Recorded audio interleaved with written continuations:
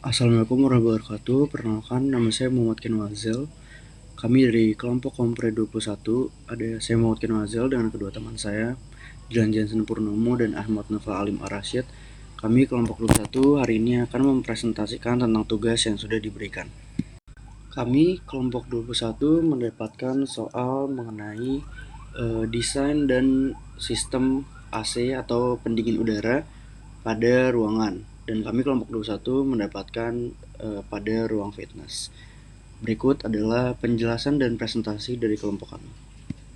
Sebelum masuk ke presentasi utama dan topik-topik pembahasan yang penting dan krusial pada presentasi di materi tata ruang dan pendingin AC pada ruangan fitness ini, pertama kami bertiga sudah merumuskan latar belakang untuk analisis sistem pendingin ini.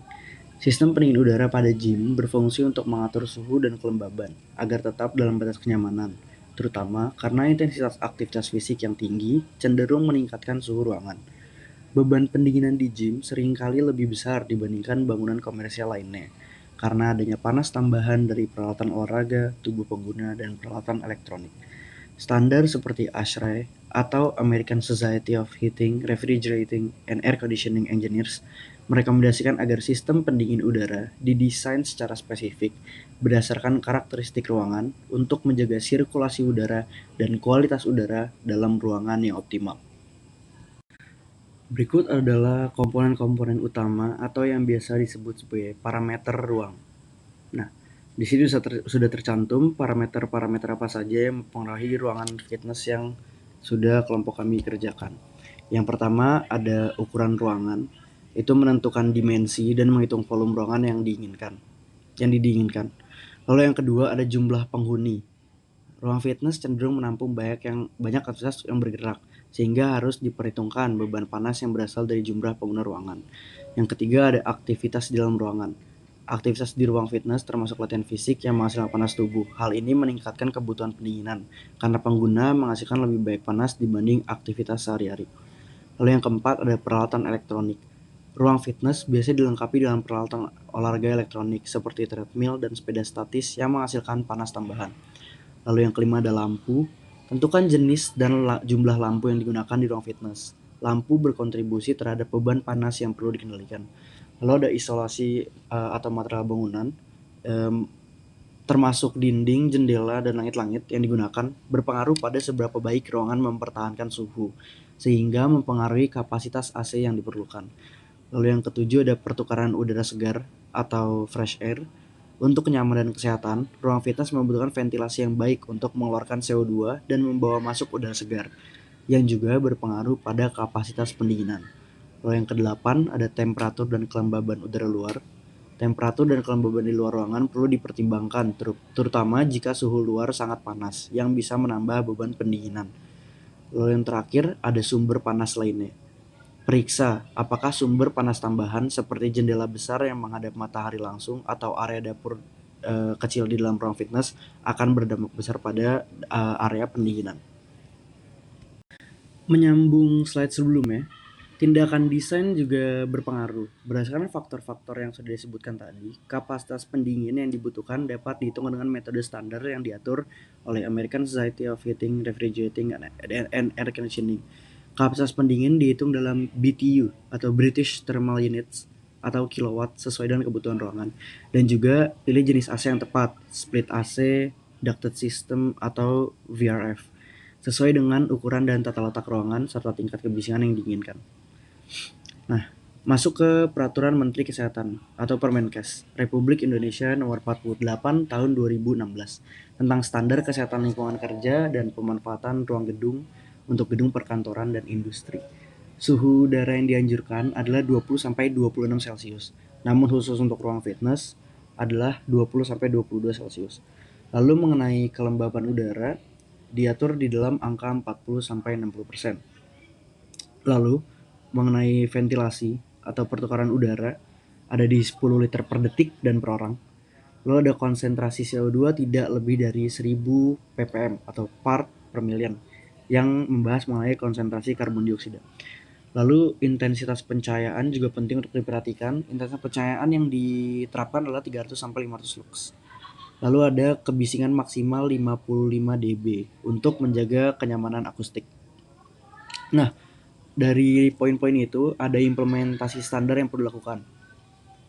Yang pertama, pilihlah AC dengan kapasitas yang sesuai untuk menjaga suhu dan kelembaban ruangan tetap dalam batas ideal.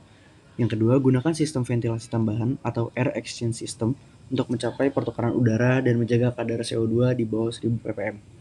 Yang ketiga, ada pasang filter udara yang berkualitas tinggi pada sistem AC untuk menyaring debu dan polutan. Dan yang terakhir, perlu dipertimbangkan untuk kebisingan AC dan memastikan tingkat kenyamanan akustik. Berikut adalah standar yang dipakai untuk standarisasi DB dan WB dalam penggunaan di lokasi Jakarta Pusat SNI 6390-2020 yang sudah di blok dengan warna kuning di bagian cooling ya, di 2%. Nah, sebelum menjelaskan lebih lanjut slide selanjutnya, ini data-data yang tercantum bisa dibaca mengenai angka-angka dalam derajat Celcius dalam cooling, evaporation, dan dehumidification di Jakarta Pusat. Ada koordinatnya juga tepat dan ada stasiun cuaca juga. Nah, apa sih itu DB dan WB? DB atau biasa dikenal sebagai dry bulb temperature itu adalah suhu bola kering, di mana suhu yang diukur dengan termometer biasa tanpa mempertimbangkan kelembapan di udara.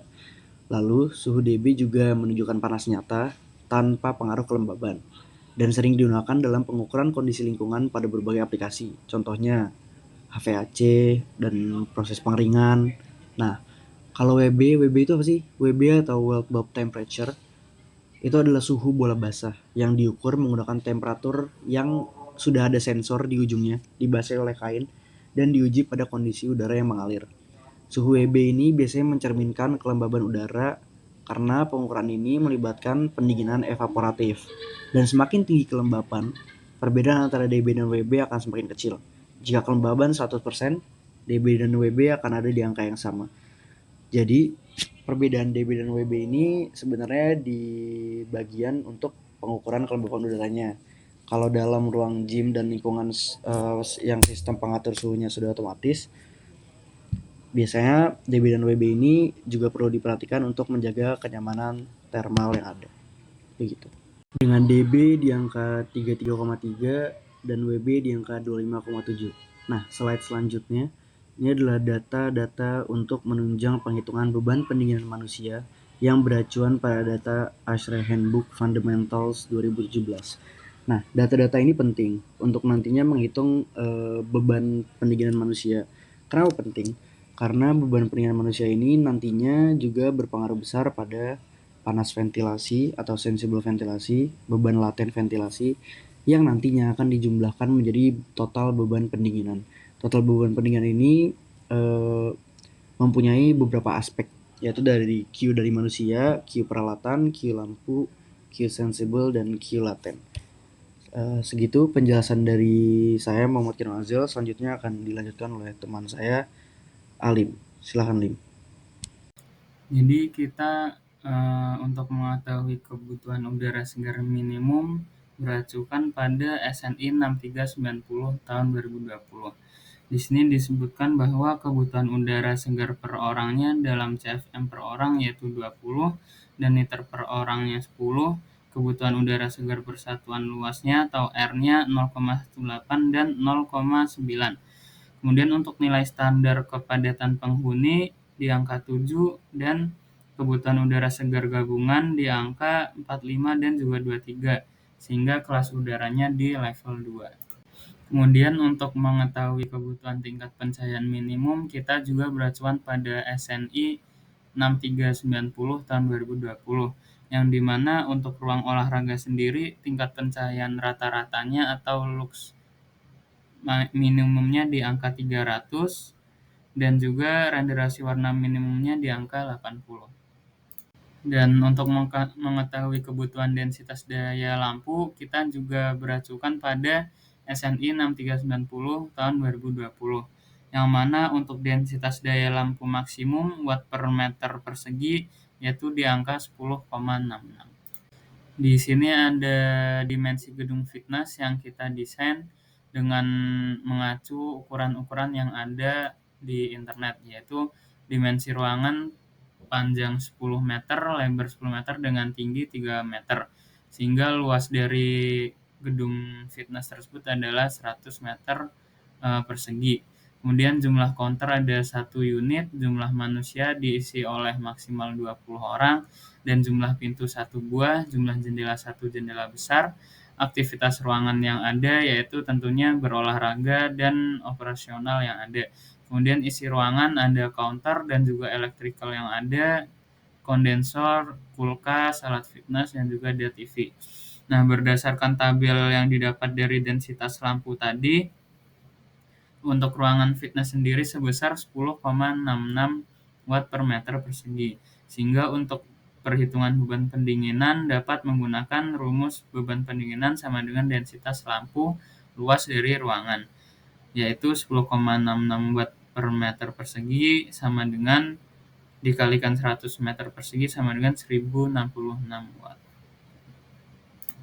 Kemudian di sini ada list dari barang-barang yang ada atau fasilitas yang ada dan juga elektronik yang terdapat di dalam gedung fitness kali ini. Yaitu pertama ada treadmill dengan jumlah 5 buah dan daya per unitnya 1500 watt dengan total daya 7500 watt. Kemudian ada elliptical dengan jumlah unit 3 buah dan daya per unitnya 600 sehingga total dayanya 1800 watt. Kemudian ada stationary bike dengan jumlah unit 4 buah dan daya per unitnya 200 sehingga total dayanya 800 watt. Kemudian ada rowing machine dengan jumlah unit 2 buah dan daya per unitnya 200 dan total dayanya 400. Kemudian ada 1 buah televisi dengan daya per unitnya 200 sehingga total dayanya tetap 200.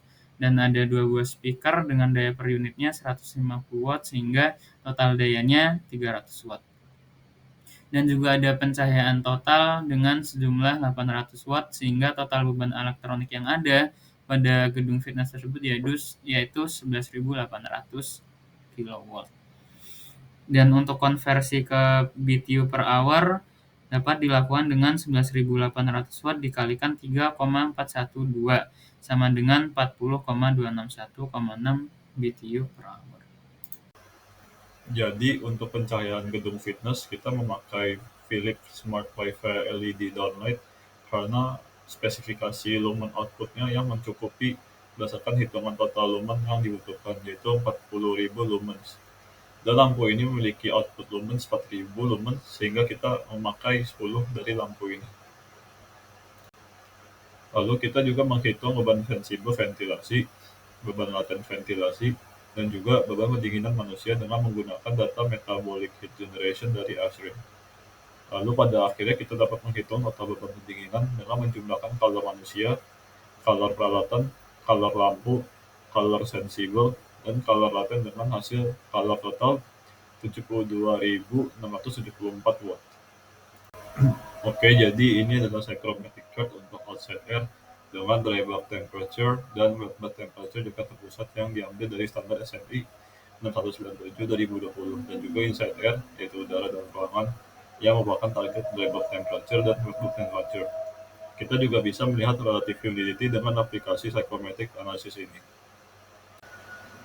Lalu untuk perhitungan cooling load dengan Coolpack sebagai perbandingan dengan perhitungan cooling load manual, kita memasukkan beberapa variabel seperti key value tembok, lantai, langit-langit, lalu luas jendela, temperatur udara masuk, RH udara masuk, air change factor, jumlah orang, peralatan yang menghasilkan panas, dan total watt lampu. Lalu kita dapat mendapatkan total calor infiltration, total calor dari auxiliary loads, total calor keseluruhan, dan sensible heat ratio. Oke, jadi berdasarkan perhitungan dari variabel-variabel yang sudah ada, kita akhirnya memilih cooling system dengan menggunakan AC Fujitsu Airstage J-Slip 4 karena AC ini adalah AC yang cocok digunakan untuk gym. Oke, berikut adalah dena dari peletakan sistem pendingin Fujitsu Air Stage ini di area gym. Dapat dilihat kita meletakkan AC-nya ada di mana saja.